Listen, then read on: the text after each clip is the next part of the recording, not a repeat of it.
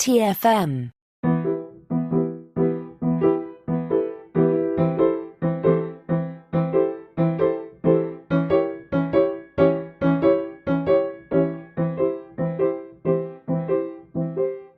Welcome, stargazers, to another episode of the Artificial Tango, our dedicated Star Trek Picard podcast. I'm Christopher Jones, and with me, as always, is my esteemed co-host, Matthew Rushing. And Matthew, I really hate to disturb your driving lesson, but it's time for us to record our podcast. Hey, hold on, Chris. Let me stop. Stop. Oh, that was not good. Okay. Well, I'm here. All right. Well, don't worry. Agnes beamed you out just in time, just before that impending crash. So you are safe. I mean, I guess it's a good thing that I stole the car then. So Exactly. And you did it the fun way by breaking the window when you didn't have to. Yes, everyone, we're going to talk about the fourth episode of Star Trek Picard today, Watcher, in which Seven and Raffi go on a wild ride together, but that's not the main topic that we will discuss, although I'm sure we'll mention it. Would you say, come on and take a free ride? Because, I mean, it was free, right? So They did take a free ride. All right, here's a quick rundown of the story. I have to ask, what kind of ship is the La Sirena? It's a ship with a missing man.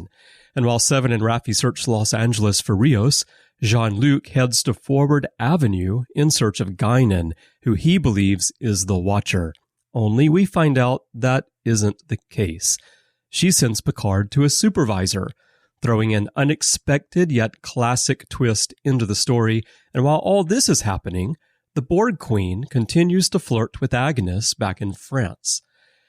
So, Matthew, starting with France and the beginning of the episode, there was one thing I thought was nice and clever and fairly subtle. There's a British retcon here. Our captain, he stood on the bridge of the Enterprise D back in season 1 of The Next Generation, praising the colors of the French flag, blue, white, and red. Get those colors in the right order. Yet he spoke with a British accent, and that had fans wondering for a long time, is he British? Is he French? What's going on? And then here we finally get an explanation. yeah, I thought this was great, Chris. I thought that this was one of the smartest things that they could possibly do because this is so based in reality. Right.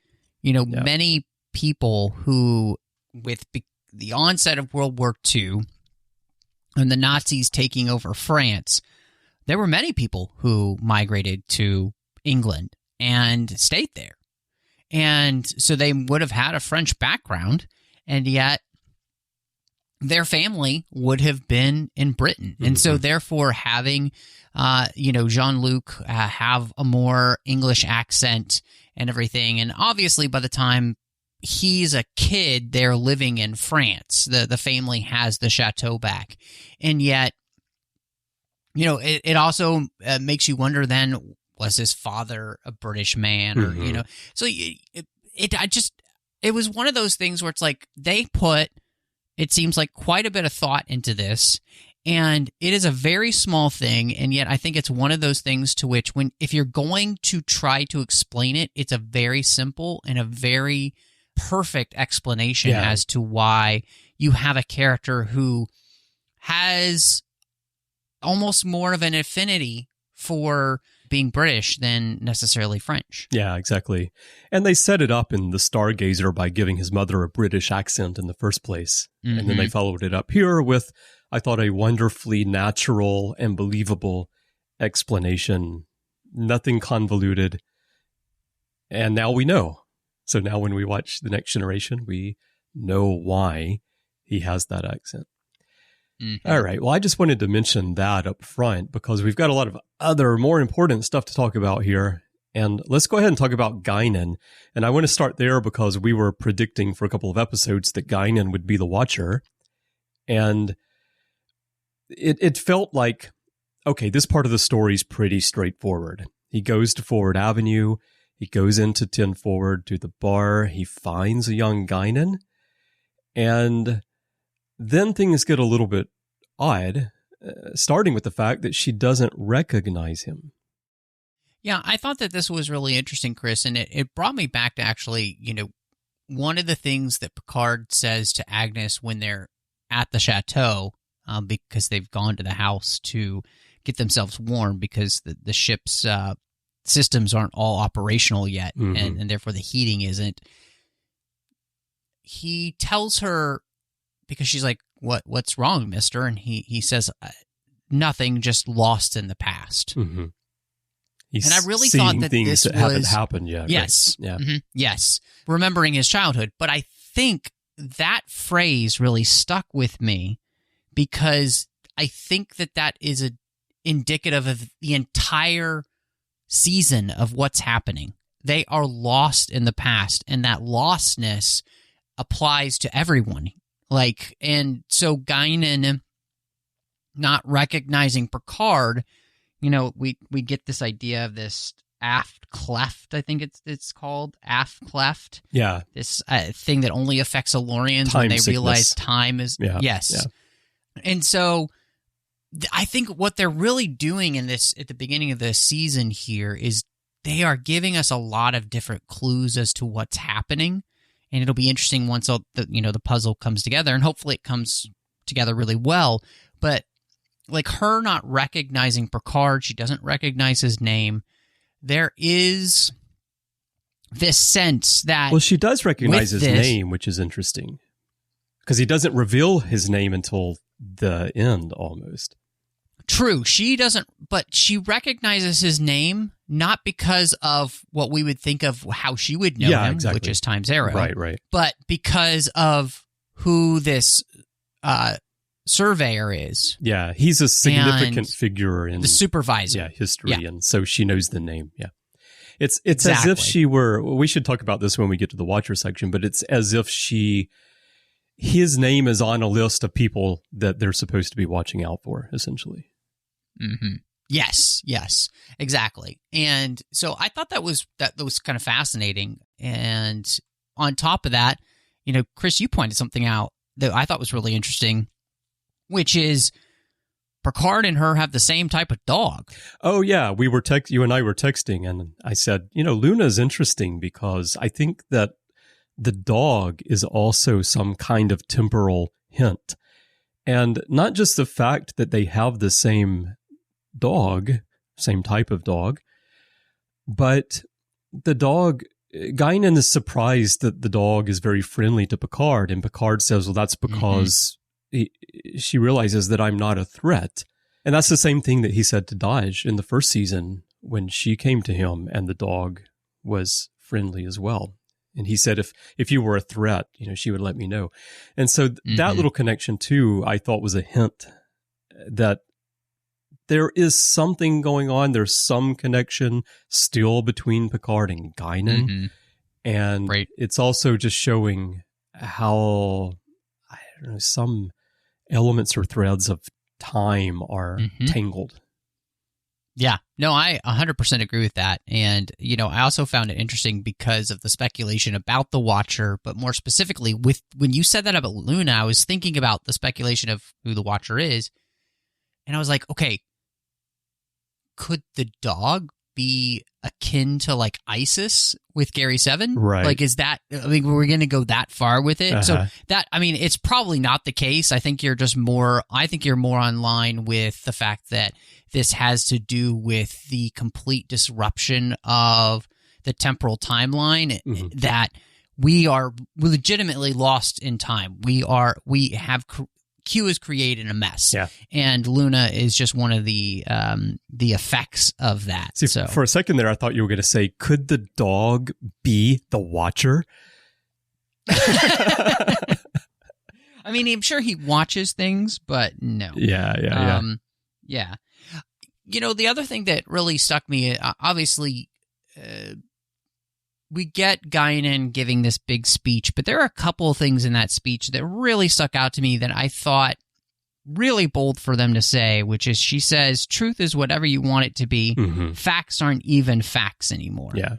And I was really struck by this because I think it's 100% true, which as she's saying that, yes, it has the social commentary aspect to it, But I was thinking of it on just the deeper level, which is, well, everything's kind of screwed up right now to the sense that Guinan should know who Picard is. Right.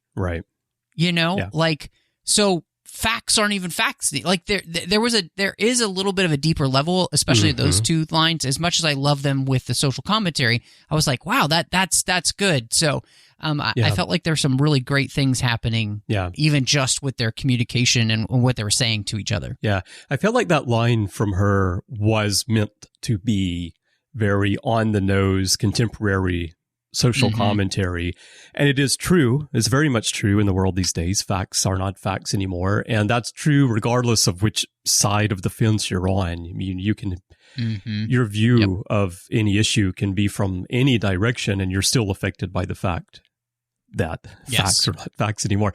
But you make a great point that I'm not positive is what the writers intended, but they very well may have intended it to be in-universe commentary, that things that we think should be true about the in-universe history and the timeline and what characters know isn't necessarily true anymore because of this mess of time. And what was interesting about that, too, and I love, Picard has some great lines to Guinan here, and in many ways almost channeling her future self.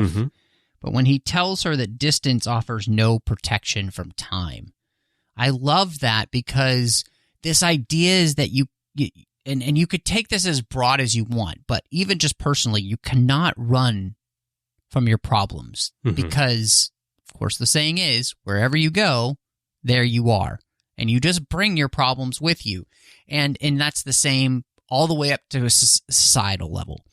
And I just really appreciated that, because, again, that was a line to me that was saying something on a social commentary level. It's saying something on a level of the characters themselves. And so it's working on all these different levels. And so this is another place to which I was really impressed with the writing here between Picard and Guinan. Yeah, definitely. What did you think about young Guinan and the performance of Ito Akihere, the actress, and also kind of where Guinan is in her life in this moment in 2024? Yeah, I thought this was unexpected, obviously, but I also thought that it made for a really interesting addition to the character, and the fact that she has this past of she is not a watcher, but she does seem to have something to do, with these supervisors, and part of that is because she's an Elorian, right? And she's good at this. And so I thought the performance was great. I mean, to me, she was an incredible actress. She's really putting her heart and soul into the role, even for the one episode that we see her here, right? And I liked her a lot. And I found her to be, like, she gave a great performance. I mean, when you're going up against Patrick Stewart, who is so comfortable with this role, and I thought the beauty of this, too, was that, we see Guinan in a place to which her surroundings have had a massive impact on how she thinks. And what's interesting is that we know she's going to become the Guinan in the future, right? Or at least, there's a possibility that that Guinan will exist. And yet, she almost feels more like a 21st century human in this episode than she does Picard, right? And I thought that was fascinating, because what it really led us to is Picard being able to remind her and us that the most terrible points and the most darkest moments in history can be the tipping points, and the fact that change always comes later than we think it should. But it doesn't mean it isn't coming and that it isn't going to happen. And I think, all of that together, I thought was fantastic. I really enjoyed the performance, and I'm kind of hoping we'll get to see her again. How did she strike you, Chris? What did you think of everything? Yeah, I think it was good to cast her. Obviously, I think Whoopi Goldberg would not have been able to play the young Guinan in this situation because it's too far back earlier in Guinan's life. But I felt like the actress had studied Whoopi Goldberg's performances as Guinan because her speech patterns, her inflections, a lot of it really echoed Whoopi Goldberg. And I feel like she did a lot of studying and a lot of preparation for that role, knowing that she's playing an iconic character played by an iconic actress that the fans all know well and love that character and her lines and how she would interact with Picard. And so I thought she did a really nice job of bringing that forth, making it feel like Guinan, but also feel like a younger Guinan. And as for whether we'll see her again, I think probably we will. I don't feel like this is the end of the road for young Guinan in this story, although I'm not sure that she's going to be a central part of the story from here on out. I think her key role was to lead Picard to the Watcher. So let's talk about that, because Guinan tells Picard, "You're looking for a supervisor, otherwise known as a Watcher. They're peppered through the galaxy, assigned to protect the destiny of certain individuals." And we talked about a few moments ago how she doesn't recognize Picard as you would expect, but she does recognize his name. And when she hears the name Jean-Luc Picard, she's like, "Oh, man, now I have to deal with this because he's on the list." You know, it's like that. And then she leads him, and, you know, they send us on this sort of, they try to throw us off the path of who the Watcher might be by having these people who the Watcher possesses temporarily to lead Picard over. And then we find out that the Watcher is Laris.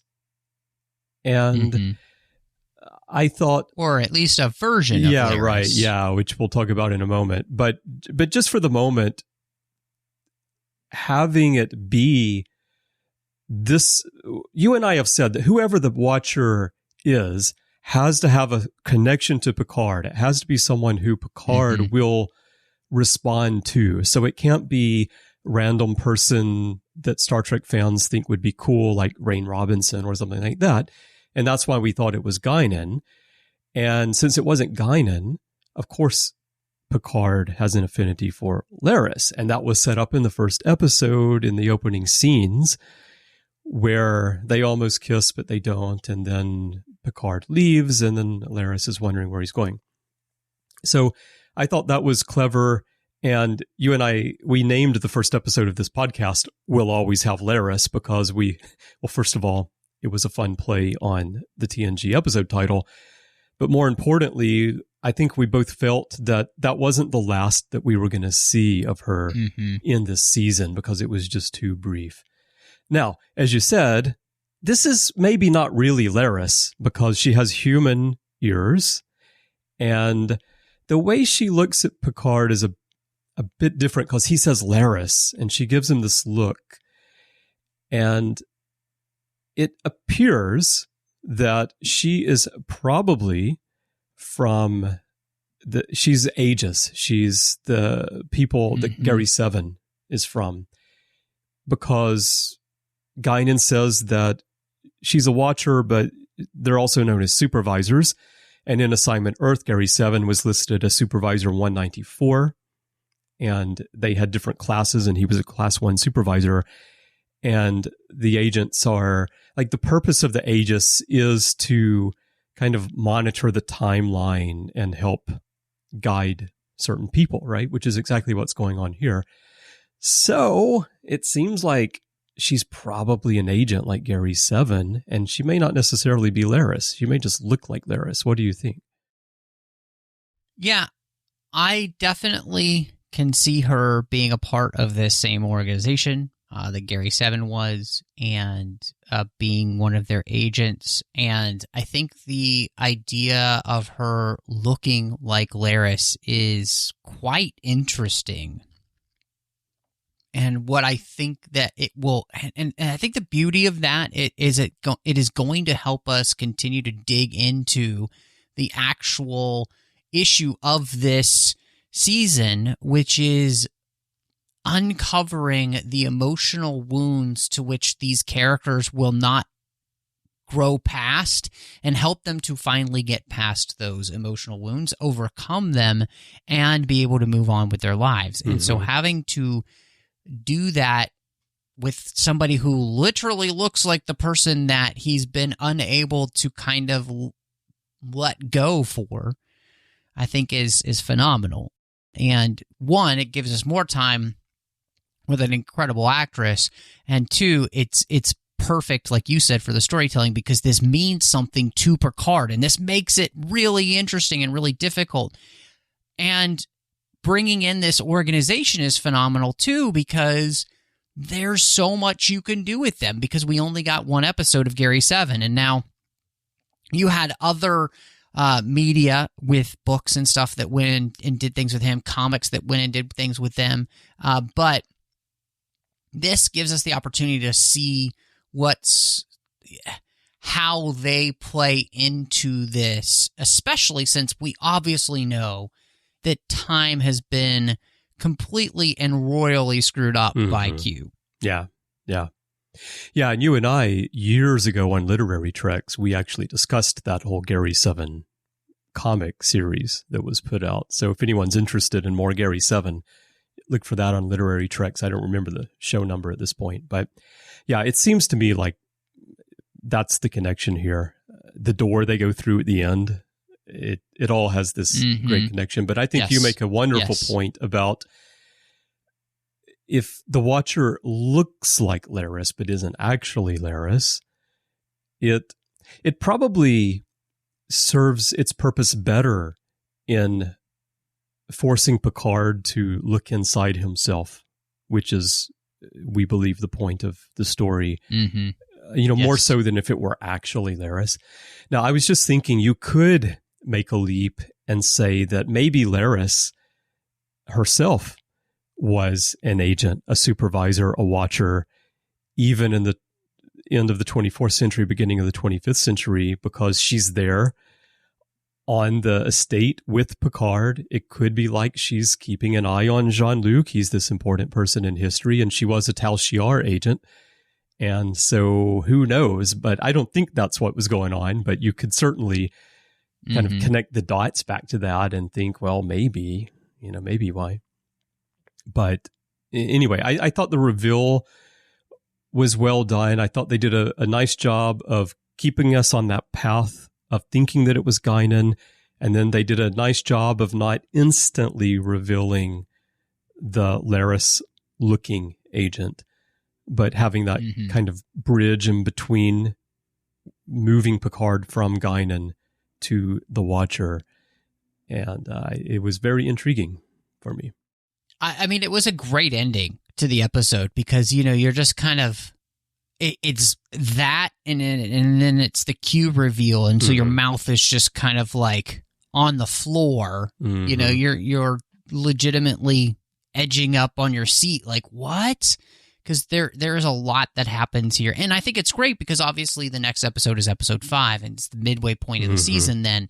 And so, you kind of want certain revelations to start coming out here in this part of the season to prime us for, beginning of the end of this season. And what's really fascinating too, I don't know if this means anything, but, I know they filmed season 3 already as well. And I am kind of wondering if does season 2 end on a cliffhanger and they're really kind of telling one big story so that, this story might not actually be resolved possibly by the end of the season. My first reaction to that is, no, I don't think that's what they're doing, because in modern Star Trek, they have these self-contained stories. But they have said that season 3 is a game changer for the franchise. And there are a lot of rumors that they're somehow bringing the timelines and all the story elements back together somehow. And if that is the case, then you may be right that this may not be resolved in season 2 because we're already playing with time. We're already playing with all the different histories and the timelines. So, yeah, that is definitely possible. I mean, because right now we've got a time salad. So yeah, that's right. We got a time salad with all kinds of different dressing on it. It's a huge mess. And we're going to talk about Q a little bit more at the end when we talk about the time situation. But you mentioned the Q reveal, and I mentioned the doorway that Picard and the Watcher go through, and we're not sure where they go yet. But I found it interesting that when we see Q, he's wearing that Europa mission patch on his jacket. And we keep seeing the Europa mission here and there on buildings or buses or all around. And Q is sitting in this little park area outside of a building. And on the building, it says Jackson Roy Kirk Plaza. And you may remember that Roy Kirk was the creator of Nomad in the original series episode. And that means Roy Kirk was like a space pioneer. He was involved in the space program. And so I'm wondering, that's obviously a hint that they put that in there. And then the fact that Q's wearing the Europa mission patch and we're seeing that everywhere, I'm wondering where that's going and if the story is going to move off-world at some point, at least for Picard, and we're going to learn something more about what's going on there. I'm curious. I think it's fascinating because, as Q is sitting there, there's a woman walking towards him who's reading a book. Yeah. And it seems like this woman is obviously pivotal to the story because what he's doing is it's almost like he's Satan whispering in her ear. Yeah. And he's telling her that she's going to be fearful. She's going to let the fear and her doubt get the better of her. And that fear and the doubt is not going to allow her to do the thing that she wants to do. Mm-hmm. And then, of course, he snaps and nothing happens. And so I think that is a really interesting thing because as you're connecting all of these pieces with the Europa mission and the place that they're actually sitting in and all of this, it does seem like that she's actually the key. Like she's the change. She's because remember, there's one change, which is interesting because, or maybe she has something to do with it because they did say they had 3 days. Yeah, we have till April 15th, and we haven't changed days yet. So I don't know. That was just a really interesting thing to see with Q trying to have an impact on this person to continue his plan. And yet he can't because he's impotent. See, nothing worse than an impotent Q. Exactly. It's interesting because I read that scene differently. I'm not sure. You may be right.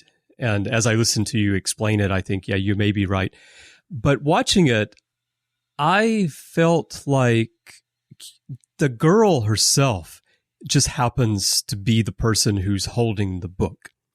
And Q, I felt, was talking out loud to Picard, kind of to himself, to Picard. And he was telling Picard all of these things. He wasn't saying it to the girl. The girl just happened to be walking by and sitting near him. And the book she's reading, it says it's a Dixon Hill mystery. And so you've got that connection to Picard. And then the title of the book is The Pallid Sun, which I think is a reference to a character in the movie 12 Monkeys, so dealing with time again. And I think the book is a hint, and that the girl may just happen to be the person reading the book. Q was talking out loud to Picard himself, and he snapped his fingers just to send himself somewhere else, not the girl. And then he realized that he couldn't go anywhere anymore. That's how I read it. Yeah. The first few times through. But it is interesting that like we can both take a very different reading of that scene. Yeah, I'll be really interested to see how it does play out, because her reaction was one of laughter.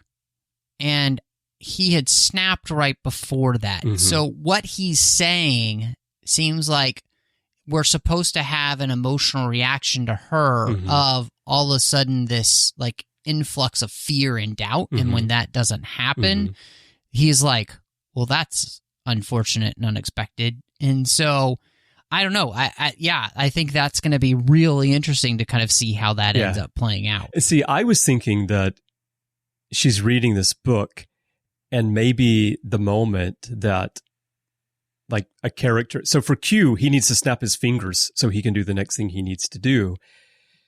And maybe in the story, the character, a similar thing happens, and she laughs at the twist in the story, and it just coincidentally is the same moment that Q snaps and he can't go.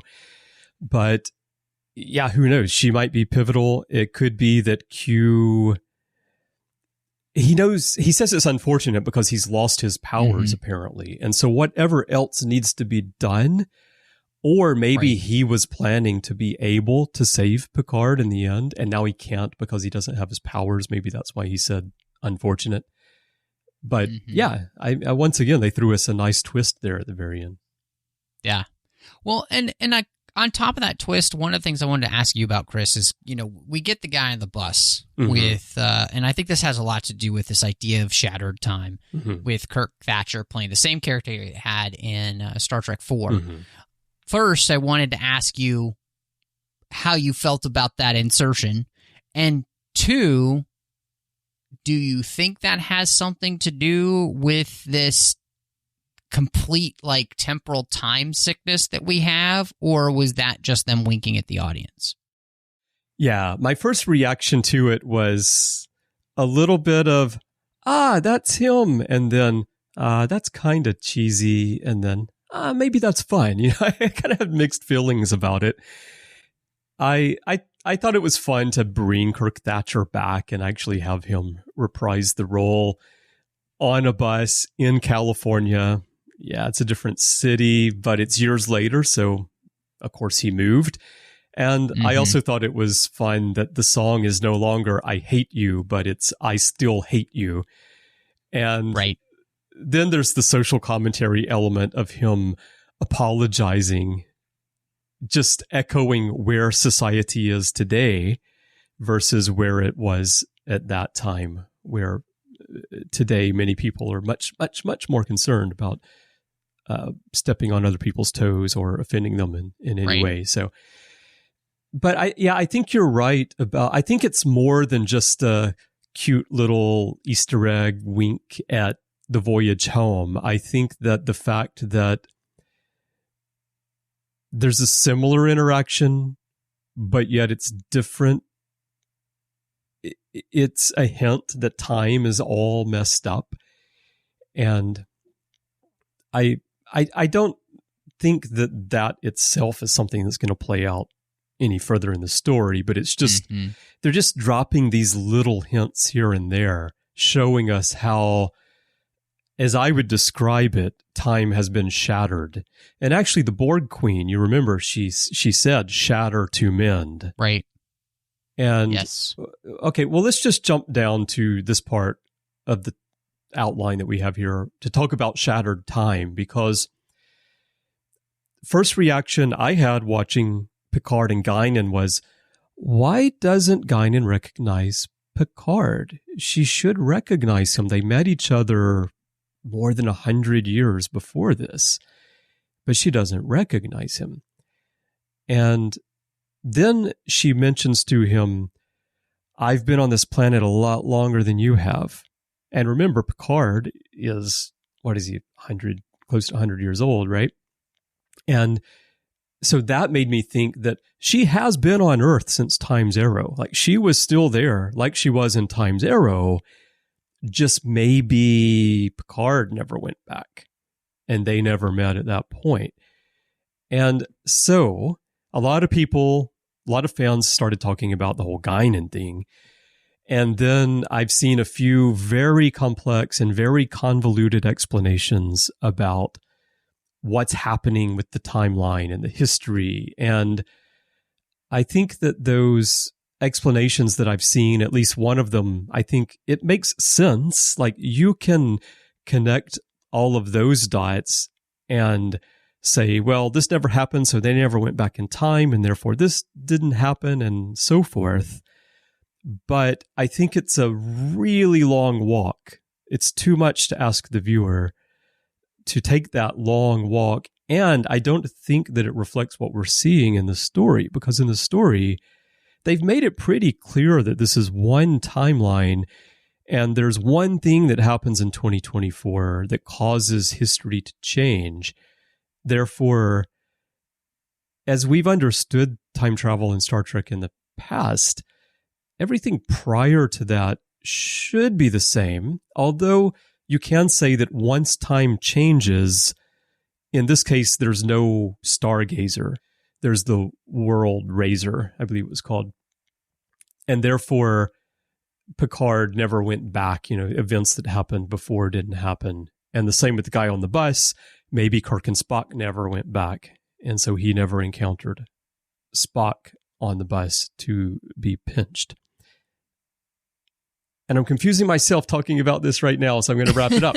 But my point is that you can create a very complex explanation for all of this stuff. And if you sit down and analyze it all, you can make it make sense in a science fiction context. But what I feel like we're seeing in the story is that some things happen in certain ways and others didn't. And so it feels to me like time has been shattered. And there's a lot of, as you said earlier, we have a time salad. There's like a lot of mess going on, and it may be the result of Q not being able to do what he was trying to do well enough, because there's something wrong with him.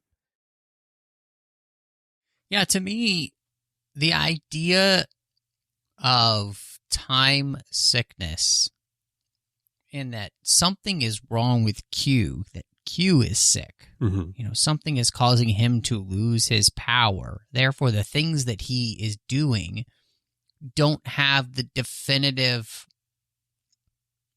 power in them that they used to have. And therefore, in his intention to create, this alternate timeline and all of those type of things, because he's losing his power, what that does is, like we've said, shatter time and create this bowl of time salad where things are mixing and merging and unmixing and merging in ways to which don't really make a lot of sense, because it's become a mess. And there's no rhyme or reason to it necessarily because of that. And I think that's a much easier way to understand what's happening than to try and create any kind of like definitive, like this is that, and, all of that kind of stuff, create some kind of timeline type thing. Because I don't think anything that's happening in this episode, even the bus guy, is an accident. I don't think it's just a wink at the camera. Even I personally didn't love it, and I thought it was just not needed. I think there's a reason for them to do it. And that's because so far, everything we've mentioned about the things that they're planting in here seems so intentional that until I'm proven wrong, I'm going to trust that the writers are really on their game in this season, and that they're creating something to which all of this means something. We could be totally wrong. Yeah. And, in the sense that the season goes the way of season one and just doesn't really come to full cohesion. But we're in episode 4, and that's, by episode 3, it was going off the rails with season 1. That hasn't happened yet. And again, I just, all this stuff feels very intentional. And I don't think it's like you can just describe it by creating these plot lines, of timelines and giving an easy, in that type of sense of an easy answer. And I think narratively, the idea of lostness, the idea of sickness, all of those things have been introduced to us through the dialogue. Yeah. And so I think that makes much more sense, and it's much easier, and it allows you to get away with things as a writer, too, to just go with that as an answer. Yeah. Well, they've used the actual term time sickness in the dialogue, and so I think time sickness not only describes how Guinan may have felt in that scene, but describes the entire situation that we're seeing, that there's some sort of sickness to time itself that has to be mended somehow. Yep, I 100% agree with you. 100% agree with you. Right. And it makes it a lot of fun, too, right? Because I think what this does is it keeps so many more doors open for the writers than just having like these quote-unquote time travel rules, right? This time is completely broken here. So everything is available for them to kind of do and to be able to explain away that way, but also make it, I think, more interesting because you don't want things to be so bound by some kind of time travel convention that we understand. Otherwise, it's easier for us to figure out the story. Yeah, exactly. Okay, one other topic to talk about, Agnes and the Borg Queen. And the Borg Queen she herself is one reason why I feel like time is shattered, because if you use a complicated explanation of time travel and temporal cause and effect, and this never happened, therefore they didn't exist, so they couldn't go back in time and do this, the Borg Queen, as we see her here, wouldn't quite make sense, because this Borg Queen has stated that, because she comes from a time before whatever happens, she has this more clarity of the timeline. But what I'm interested in talking about are her interactions with Agnes. These continue to go on. She's very interested in Agnes, and Agnes continues to show unexpected strength in pushing back against the Borg Queen, because the Borg Queen normally at this point would have been able to assimilate someone. But here she's continuing to struggle with Agnes. And I think that's what intrigues her so much about Agnes. What do you think might be the end game of this little tango, artificial tango, that the two of them are doing? I am really interested in this, and it's interesting just to kind of see the way that the Queen is interacting with Agnes, and to use a term, and I think it's completely legitimate here, and it's very creepy. She is grooming Agnes for something. Yeah, exactly. Yeah. And in a super, and I do mean this in a super creepy, like as gross as you can get type of way. She wants Agnes, and I don't mean sexually. She wants Agnes for a reason, and I think basically what she wants Agnes for is she is trying to get her to a place where she basically becomes the new Locutus. Okay, yeah, that's interesting. The Locutus that, remember, she wanted Locutus to be the Borg bridge between humanity and the Borg. And she is wooing Agnes by basically helping her understand that, hey, Borg, we've got the connection you're longing for. You won't have the fear of being seen because everybody will know how awesome you are. You'll just be able to be as awesome as you want to be, And what's fascinating about this whole idea is that she says the idea that a society and a people that have not lost the terms help and trust are ones just asking to be conquered. Mm-hmm. And I think trust in particular. Yes. What the Borg sees them as weakness, right? Mm-hmm. But what have we seen? It is the ability of the Federation to trust one another, to which has allowed them to overcome the Borg time and time again. Mm-hmm. It's their ability to ask for help. That's time and time again.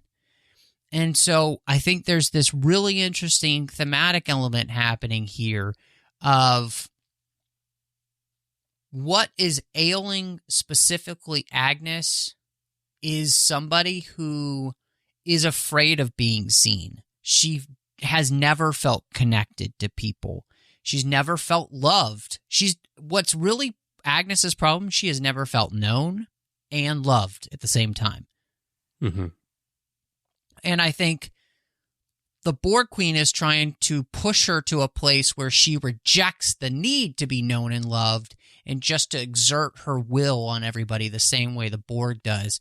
Forget trust. Forget help. Yeah. You don't need any of that. So basically making her completely inhuman, ultimately selfish, which is exactly what the Borg are, is, yes, they long for perfection at the expense of any kind of individuality. And so all of this together, it's so good. And what they're doing with those two is fascinating. And right now we see Agnes doing a great job of rejecting her, but she's continuing to plant those seeds, and the Borg Queen is going to continue to water those. And I just hope Agnes can make the right decision, because I hate to see this character go down a road to which she could never recover from. Hmm. Well, here's an idea that I've thought of, and it takes some of what you're saying, because the Borg Queen tells Agnes, convince me. It's how you convince the collective to follow you, right? And like you said, she's like grooming her and trying to teach her to have this confidence. What if the Borg Queen and the Stargazer who comes through the rift is Agnes?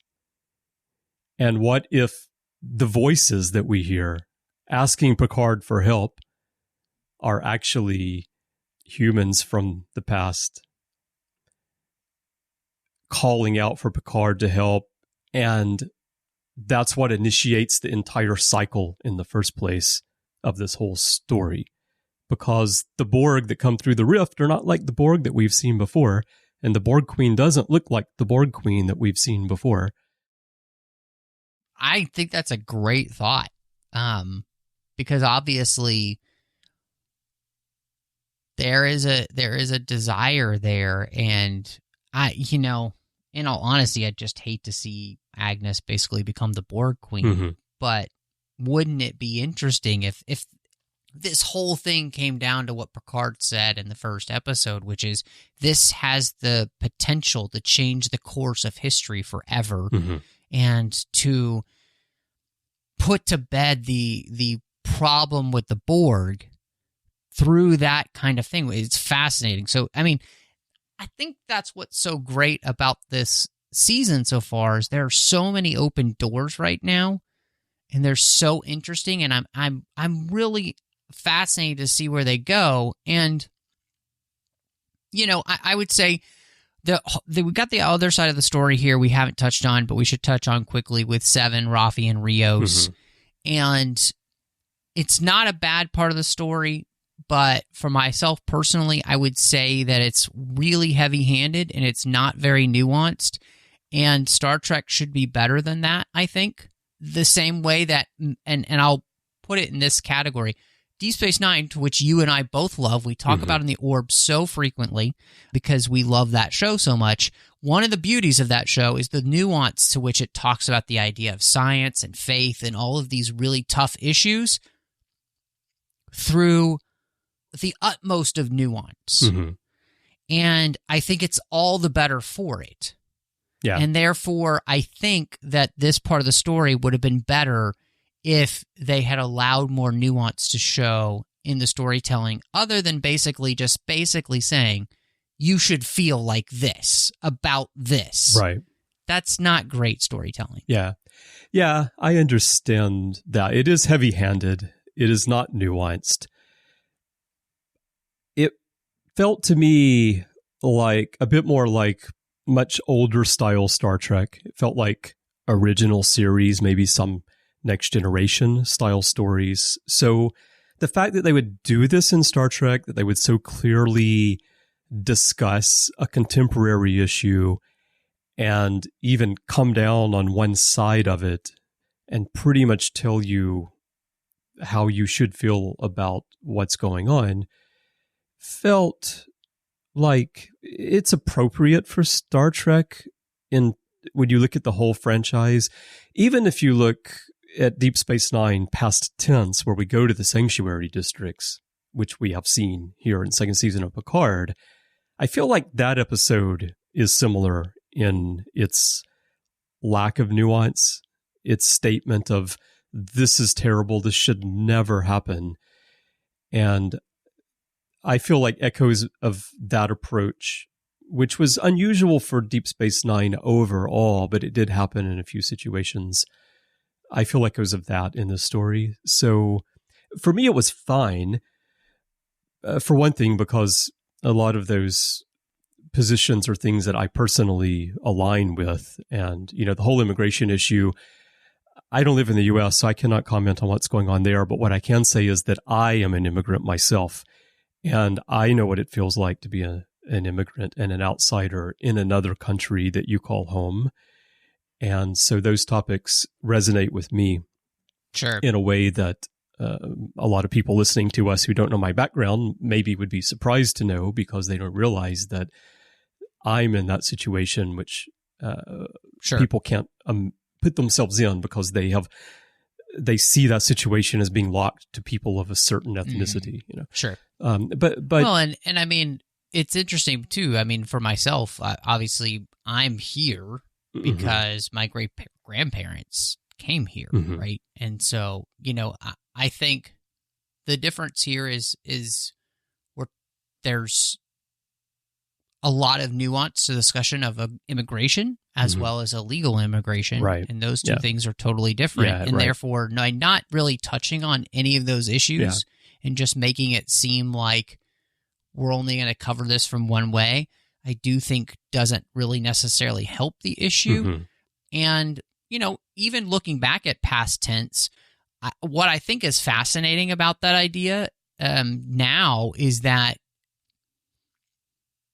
the way they portray the sanctuary district, that's totally wrong. If that's the way it actually worked with, the homeless situation we have here in the U.S., especially in the Northwest, which I live in the heart of it. So I can speak to this, I think, pretty well. It's totally different than that situation. That's not what that is. So they talk about this idea, but they get it completely wrong there. And that's just one of the things. It's like, I think whenever you're touching on a subject, it is better to just try and have some balance to the subject matter. Yeah. In this situation, I do think you need to find some balance. So last 2 points I'll say about this, and then let's move on, is that, well, first of all, I'm not comparing my situation as an immigrant with that of anyone else. I'm not comparing those. I'm merely saying that I have a more personal understanding of it because I am in a situation where I am an outsider in the culture in which I live. And then the second thing is that I think one reason for portraying it the way they do in this episode and it being kind of one-sided is that the ultimate point is just to show that things are not going well on Earth at this time. And there are serious problems that need to be addressed. And it's only getting worse if Picard and his team cannot figure out how to mend time. And so in that sense, I think that having a one-sided portrayal probably benefits the story that they're telling in this season, even though it's not what we would want from a story that was truly focused on this issue. Well, and I think you make a really good point, and I'm not sure if you were thinking about this, but just when we talked about the whole idea of shattered time and everything, this doesn't necessarily mean that this reflects perfectly our situation anyway, right? So Yeah, right.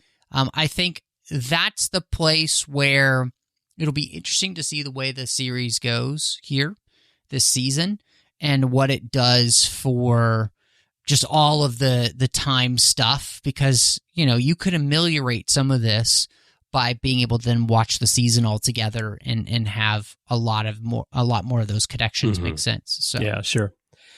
And then the other part of this section of the story, just touch on quickly, I loved the whole Seven and Raffi thing. They're like a married couple throughout this whole experience, especially when they're in the car. I don't know about you, Matthew, but I remember when I was married, you know, being in the car driving was the perfect environment for disputes about how one person drives. Yes. And the other person doesn't. It still is. And I thought that they just played that so well in this episode, and all their interactions. Even Raffi being so upset that the police didn't have any information, and Seven pulling her aside and telling the officer, like, "You're doing a great job. Thank you for serving." And Raffi says, "I hate everything." And Seven says, "And you hide it so well." Just the two of them, I think, are at the end of season 1, when it looked like they were getting together. I wasn't so sure what I thought about it, because it felt like an afterthought, and it was just like let's just put these two characters together to end the season. But what they're doing together in this season, I think, is an interesting and a very realistic story of a couple. So I really enjoyed that part. Yeah, I think that they did a good job with this, and like you said, and you know, married myself, and there are frequently those times when we're driving where this kind of thing actually happens. Yeah. So yes, it's 100% true that this kind of thing still happens to married people or people in a relationship in general. Exactly. I do think I didn't quite get why Seven decided that she needed to drive 100 miles an hour the whole time. Because she was upset that Raffi questioned her abilities to drive. Yes. But it still didn't make sense. I felt like it was more a plot contrivance than anything else. Yeah. But I didn't really have an issue with it. And yeah, I mean, I was actually reliving some of my own driving experiences, my own wife, as watching it. So, okay. Yeah, so it was pretty funny. Quick quiz before we go into final thoughts. What does the yellow light mean, Matthew? Go faster. Exactly. All right. What are your final thoughts, and what's your rating on this one? This is a good episode, and it continues the trend, so that's fantastic. I do think that, for me, this episode is not as good as the other episodes, with the things that we mentioned, where we had some frustration, specifically in the Seven Raffi Rios storyline.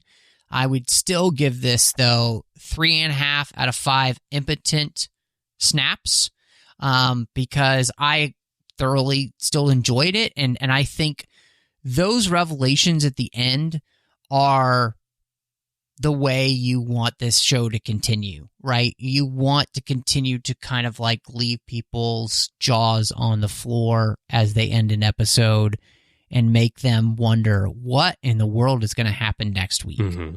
Yeah, exactly. Well, I quite enjoyed it, and I thought it was better than the previous episode for me. I personally didn't have any issues with the social commentary in the Rios story, other than obviously it's kind of heavy-handed, but again, it aligns with my views pretty well. So for me, it wasn't any kind of issue, and I enjoyed Rios's little revelation that he's the captain of the Stargazer to the officer and the flesh and blood robot that apparently Picard is at this point.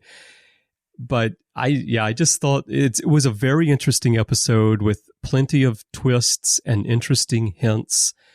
And I'm going to give it 8 creepy little girls in the park. Which if I think about it, is a pretty creepy rating on its own. But of course, it was almost like a horror movie moment there with those eyes. It really was. Yeah. It felt like The Shining. Yeah, exactly. Come and play with us. Exactly. And I will admit that at first I thought maybe she was the Watcher and that she was an alien entity, and in some way she had embodied this little girl. So I thought it was quite fun. I am glad they did not go there. Yeah, me too. Because it wouldn't make sense for the overall story. Better to have the Laris look alike. All right, everyone. We would love to hear your thoughts on Watcher and everything that we talked about today and things we didn't get to cover today, because I think we could have done like a 4-hour episode to really talk through this one. There are many ways for you to share your thoughts with us. The best way is to go to the Babel Conference on Facebook. That's our closed listeners group. Just type Babel, B-A-B-E-L, into the search field, and it should come right on up. If you're not yet a member, please do answer the questions and agree to the rules of the forum so that I can let you in. We'll put a post there for this episode, and you can share your thoughts with fellow listeners and us there and have a chat about Watcher. You can also send us email if you'd like to. You can do that by going to our website, trek.fm/contact. Use the form you find there. Choose to send to a show and choose the Artificial Tango, and that'll come to Matthew and me by email. And you can find us in social media. Our username everywhere is TrekFM. So hit us up on Twitter or Instagram or wherever, and we'd love to hear from you there. Now, Matthew, when you're not sneaking through that secret door with Picard and the Watcher to find out where they're going, where can people find you? Well, of course, you could find me all over social media under the name MattRushing02. So whether that's Twitter, Instagram, Letterboxd, Vero, any of those type of places, just search for that name and you'll find me. Here on the network, I am on our non-Star Trek related part of the network, the 602 Club, and we talk about all those other fandoms that we're a fan of. And you can find me there. Of course, you can also find bonus shows there with Snyder Cuts, as well as Assembling Avengers, which is a lot of fun. So check out all of that in the 602 Club feed. Chris, we also do the Orb together. We mentioned that here, where we talk about Star Trek Deep Space Nine. We're doing Warp 5, where we've been walking through every single episode of Star Trek Enterprise, which is really cool, in honor of 20 years of that show. So if you don't feel old, I know I do, talking about that idea. And talk about getting time sickness, Matthew. Seriously. Oh my gosh. And then Literary Treks, talking about the books and the comics of Star Trek. And then over on the Nerd Party Network, I've got a couple of shows. One is called Owl Post, talked all about the Harry Potter series, one chapter at a time, with Drea Kaufman. And then doing aggressive negotiations with John Mills as we talk about Star Wars each and every week. But Chris, where can everyone check you out? Well, you can find me sitting at a table in Jackson Roykirk Plaza, where I'll be recording shows here for the network, including, as you mentioned, The Orb, where we talk DS9, Warp 5 with Enterprise, and we just concluded Season 1, actually, our viewing of Season 1 there on that show. Larry Nemechek and I do The Ready Room from time to time, and I also have Interphase, and I'm on many episodes of many shows in the back catalog, so go check those out if you'd like to hear more of my thoughts on Star Trek. And when I'm not doing that, of course, I'm writing and editing and producing magazines and all that other stuff I do. And I'd love to hear from you about Star Trek or Japan or anything you want to talk about. You can find me on Twitter. My username is C. Bryan Jones, letter C, and Bryan with a Y. That's my username everywhere on social media, but Twitter is where I am most active. If you would like to help us keep this show and the 602 Club and everything we're doing on the network going, we could definitely use your help. Please visit patreon.com to find out how to get involved in the network. That's patreon.com/TrekFM. You can find out everything you need to know there. And things you can do include becoming an associate producer like Cornelia Rutner, who is our associate producer here on the Artificial Tango. So Cornelia, thank you so much for your help. And thank you to everyone who's supporting the network through Patreon. We would not be able to do this without you. Well, Matthew, I am going to follow you through that mysterious door. And next week, we're going to find out where they went as we talk about the 5th episode of Picard. Chris, make it so.